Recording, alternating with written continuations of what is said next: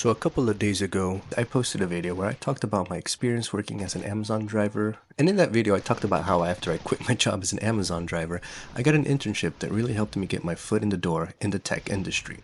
And in the comment section of that video, I had one of you mention that you wanted me to make a video on how I got that job, what it is, and essentially give any tips on breaking into tech. So y'all asked for it and I deliver. In today's video, I'll be talking about my 9 to 5, what it is, how I got it, and how you can also get a job like mine or any tech job without having zero experience like I did. So first, what is my job? Well, let me give my corporate voice. I'm currently working as a data analyst where my primary responsibilities, without giving away company secrets, are to create report or dashboards so that company stakeholders and in-house managers are able to make data-driven decisions in order to drive businesses and improve processes. I achieve this by leveraging existing company data and conducting analysis that draw meaningful insights. Alright, dude, that's enough of that. Let me put my corporate voice away. Now, before I get into the tips of how to get a job like mine or a similar one in tech, I do want to talk about what skills my current job was looking for, since that was part of the request. So for my job specifically, some of the hard skills that they were looking for were SQL, Power BI, or any similar data visualization tool, API experience, and a cloud database experience, such as Azure or any similar providers. Now, I do want to say that depending on the company that you work for is going to determine what skills you need to achieve. Not every data analyst job will require you to know what I just listed. Some might ask you for more, some might ask you for less. It honestly just depends. But two skills that I have seen that show up for most analyst positions across the board are SQL and Power BI or Tableau. And if you don't know what SQL is, it's basically a database language similar to code that lets you extract data from databases, and you're able to manipulate the data, conduct analysis on it for reporting purposes or dashboard creations. And Power BI is a data visualization tool that allows you to showcase your analysis, and you're also able to build reports and dashboards and all that fun crap to help stakeholders make better decisions. So with this in mind, I knew that if I wanted to get a job as a data analyst, that I needed to acquire those skills. Now, I did not have a degree in data or a related field, and you'll find that it's not necessary to obtain a degree in order to get a tech job. It can help, but it's not necessary. Although I did not have a degree in this field, I did go to YouTube University and watch endless tutorials on how to learn and use SQL and Power BI. Which leads me to my first step. Whether you want a job in software engineering, cybersecurity, or data analysis, you can start by learning these skills on YouTube like I did. You can use paid courses or boot camps, but honestly, I don't think it's needed. You can definitely self-teach all these skills you need for a tech job on YouTube. For software engineering folks, I would recommend the Odin Project or Free Code Camp. And for any data-related job seekers, I would recommend using DataCamp. These websites help you gain the technical skills and offer certificates that help you learn in a gamified way that is easy to follow and fun, even for absolute beginners. I also recommend watching YouTubers like Alex the Analyst for data analysis content and guided projects. I'm not too familiar with the software engineering creators, but you can go to YouTube and just type full stack engineer, I don't know, and subscribe to one of the creators. Now, once you've gained enough knowledge on these specific skills that are needed for these types of job, you need to do projects. This is the second step, but it's one of the most important ones. And this applies to any tech job. No matter if it's engineering, cyber, or data, you will have to practice everything you learned. We all have different learning styles. Some of us learn by reading, some of us learn by watching, and some of us by doing. No matter what type of learning style you have, if you don't practice the skills that you learn by doing projects, you will never truly retain that information. For this tip, I recommend you do guided projects in the beginning to get you started, but I would try not to get stuck in tutorial hell. Do like 3 guided projects and then start doing projects on your own where you're not coding along or following along someone. By doing projects on your own, you start learning how to problem solve and troubleshoot on your own, which are skills that all companies look for. For data analysis projects, I recommend you using Kaggle, which is a website where you can download data sets to practice your analysis.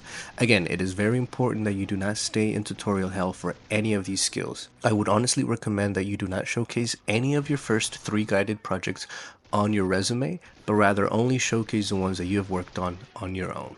Which this leads me to the third step, having a portfolio. Now, you may have heard people say that you need a portfolio over and over again, which is honestly absolutely true. Think about it. Most jobs want you to have experience in a particular field for which you are applying for or trying to get hired. But how are you supposed to get hired if you don't have any experience? It's kind of like the chicken and the egg problem. Which came first? Well, this is where home projects are going to come into play. By doing these projects and practicing these new skills you've acquired, you have built experience. But how are you going to showcase these skills, you might be asking? Because sure, you could write on your resume that you have experience working with SQL and Power BI, but how is the interviewer supposed to believe you? Well, that's where a portfolio comes into play. If you're able to showcase your skills and not just saying, trust me, bro, you have a higher chance of getting that job, more so than the person who didn't have a portfolio. Having a portfolio really increased my chances of getting my current job. Since I had zero real world experience during my interview, I'd showed them my portfolio and they talked about the skills that I had and what I was showcasing and what I was able to do. And that really helped make my case. The last step and the most controversial step, and the one that 100% got me my $75,000 a year job, is lying on your resume. Now, hold on, before you go telling everyone that you have Azure Cloud experience, but in reality, you don't even know what it is, you need to understand what I mean by lying on your resume. I don't mean lie about something you have absolutely no idea how to do. Embellish the truth a bit in a way that helps you sell yourself in an interview. Think about it. All a job interview is you're selling yourself to the hiring manager on why you should get the job. And in order to even get into an interview room, you may have to embellish your experience on your resume. I'll give you an example. For my current job, I said that they were looking for someone who had experience using SQL, Power BI, and experience creating databases, meaning database design and architecture. Now, in all honesty, I did not have any real-world experience in any of these, let alone in database design and architecture. Well, I ended up putting that I did have these skills on my resume, and when I did my first interview with my current company, they asked me to describe my experience with all this. So what did I do? I told them that in my previous job, I had designed, built, and implemented a database from scratch using SQL. Now, between you and I, that is a complete lie. Well, not necessarily a complete lie. When I was working on my portfolio as a part of a follow-along project, I did have to create a database in SQL Management Studio from scratch and sort of design it. And I think I created like 3 tables and I put data into them. It honestly wasn't that crazy. Now, technically, I did have experience in what I was saying, but not the kind of experience that they were looking for. But who cares? I knew that if push came to shove, I was knowledgeable enough in order to walk them through what I did and how I did it. At the end of the day, these companies don't need to know how you got the experience, whether it's production experience or real world experience, whatever you want to call it, or if it's experience that you gained as a part of a course or a project that you did. As long as you're knowledgeable enough on the specific skill that is in question and confident in the way that you speak, you definitely have a shot. For this to work, I recommend you actually have some sort of knowledge in the skill that you're claiming to have, and that you do heavy research in the lingo that people use when describing this skill. You do this and sound confident enough, and it's only a matter of time before you get your first job in tech. To recap, in order to get a job in tech by having zero experience, you're going to need to learn hard skills, whether it's on YouTube, a bootcamp, or a course. Then you're going to have to reinforce these skills and practice them by working on projects and gain experience along the way. Then you will have to create a portfolio in order to showcase your experience and abilities. And the last step is going to be lying on your resume or embellishing the truth, or embellishing your experience a bit, and really selling yourself during the hiring process.